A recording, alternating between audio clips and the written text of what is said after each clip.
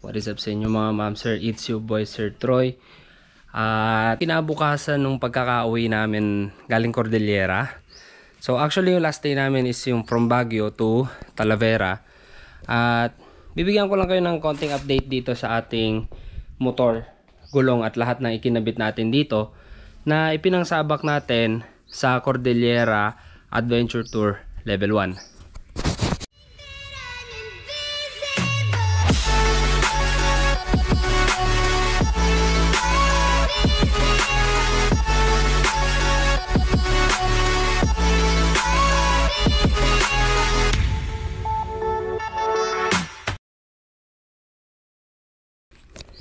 Ayan, so as is pa rin siya simula nung pagka-uwi natin dito kagabi sa bahay. Ayan, ganyan ko na iniwan yan. Uy, Corsa bag. Ayan pa yung iba nating gamit. Wait lang, mas maganda kung ipadak stand ko, no? Okay. So ayan yung ating mga ginamit, guys. Ayan, nakita na, napakadumi pa ni Domo. Sagad sa dumi. Ayan. So gagamitin kasi natin to ngayon at aalis tayo. Kailangan ko ng pantalon para sa US tour natin. So matagal din ako mawawala sa pagra-ride at susubukan natin kung makakapag-ride tayo sa US.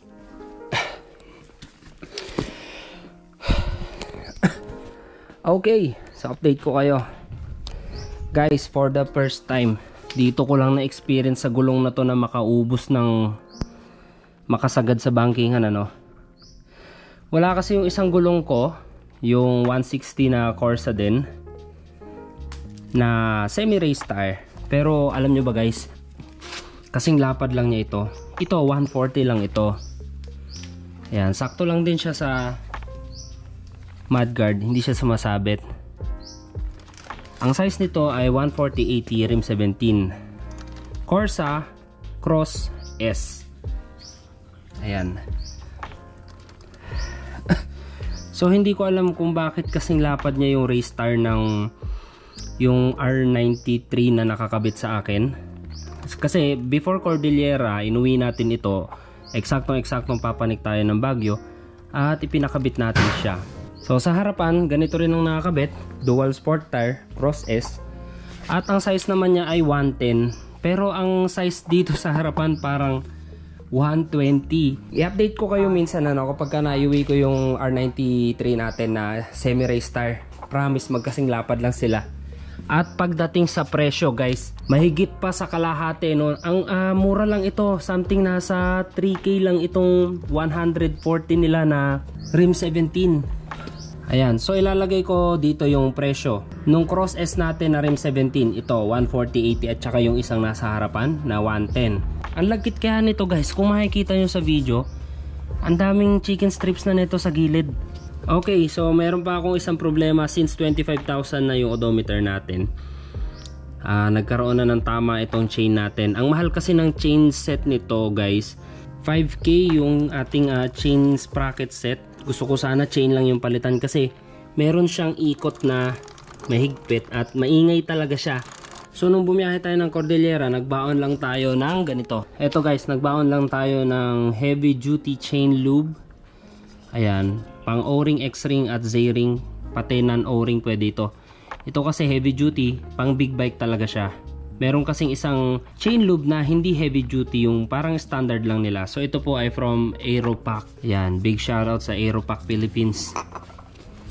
Maingay na kasi to kahit nung nagbuskalan tayo. Tinatsaga ko lang siyang linisan at i-chain lube. So yan, top box natin nagtagal from SEC. Ito pa pala yung ating black from Cordillera. At yung ating finisher shirt. Mga pasalubong, andito pa yung iba.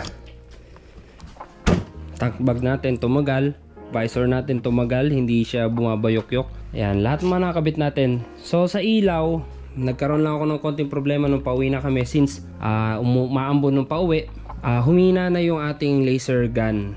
So tingin ko kailangan ko nang magpalit ng mga bagong ilaw kasi nabibitin na ako sa kanila. And ito, napakabisa na ito. yung ating busina from Blowpunk D91. Napakalakas, para tayong nakastock ng sasakyan. Ito pa guys, ating legendary helmet. Safe, comfy at relax lang siya kasi modular. Na itataas ko siyang ganyan, pwede mo makipagkwentuhan, nahanginan yung mukha ko. Tapos dual visor siya. Press ko lang. Tapos gamit natin intercom, Jabber. Actually yung gamit natin intercom nung Cordillera ay Jabber J4.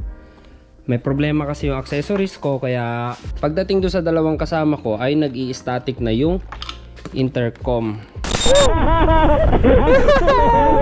Parang may nasalitang iba sa intercom.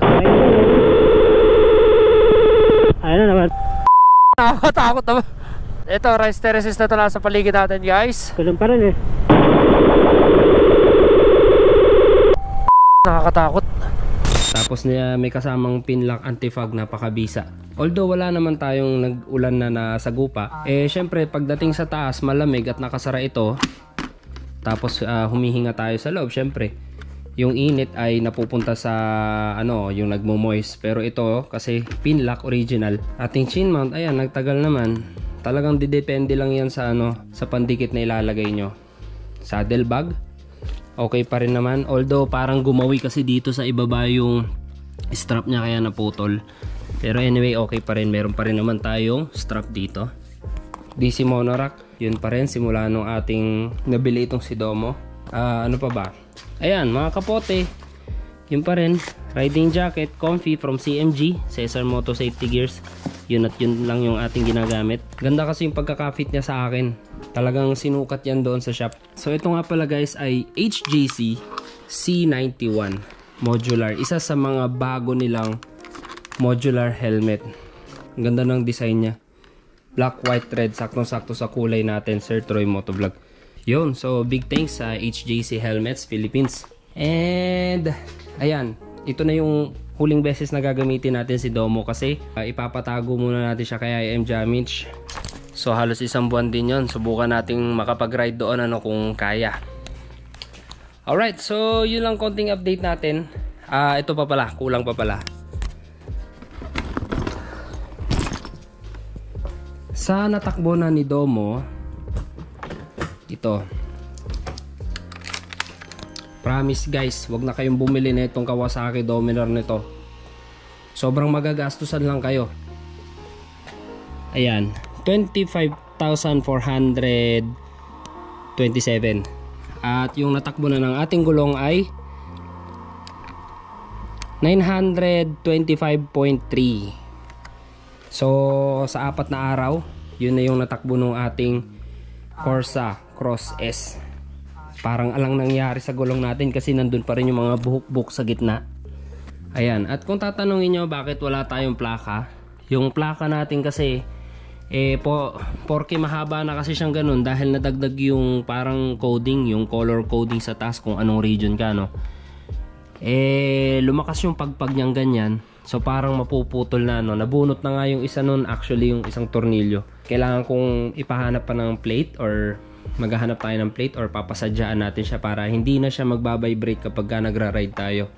Ayun, so promise, wag na kayong bumili ng Kawasaki Dominar. Mapapagastos lang talaga kayo kasi ride ng ride eh. Ang tipid sa gasolina, matipid sa maintenance, at alam nyo na, ayan, pogi. Lalo na kapag nakapang touring, ay nako, promise. Once na nasubukan nyo na, bumili na kayo ng Dominar, nako, dyan na mag-uumpisa ang gastos, accessories at lahat. At syempre, hindi ganun kamahal yung motor, so hindi ka magwo-worry kung ikaw ay mag-installment or huhulugan mo yung motor.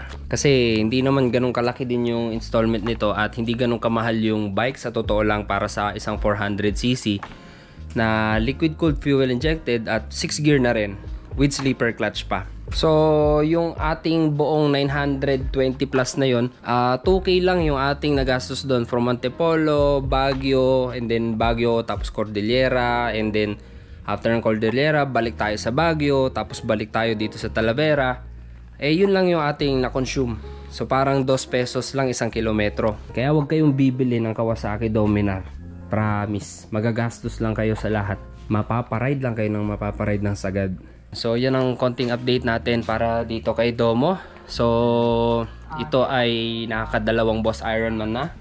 At nakakaisang Cordillera level 1. Yan, wala lang tayong sticker. I-claim natin sa Makati yan pagka nabalik tayo. And syempre bago natin makalimutan, big thanks sa ating mga major sponsors: Corsa Motorcycle Tires, HJC Helmets Philippines, Imprint Customs, Jabber, Aeropack, Black Mamba Energy Drink, Cesar Moto Safety Gears, Grand Toro Oro Trading para sa ating Aeropack and Blowpong. At syempre, walang iba kung hindi ang Scramble Marketing yan. Kung hindi dahil sa kanila, wala tayo ng mga yan. So maraming salamat sa Scramble Marketing, ayan, kay Ma'am Janice at sa lahat ng may hawak sa amin sa loob ng Scramble Marketing. So ayan, more achievements to come. Sana matuloy yung ating pinaplano next year na Philippine Loop. So pagka-uwi natin galing sa US Tour, isasabak naman natin siya sa Tune version 6. So yun ay 1,200 kilometers. Alam ko baliktad naman ang route ngayon nun. So ang registration nila ay ongoing this November at ang takbo niyan ay December 9 and 10. So magkita-kita po tayo dyan sa Tune version 6, 1,200 kilometers Endurance Challenge. Yun, so kung nagustuhan yung video natin, please like, comment, share, and subscribe, and hit the bell notification para updated kayo pag may bago tayong video. Ride safe, and see you on my next one. Welcome to Disneyland!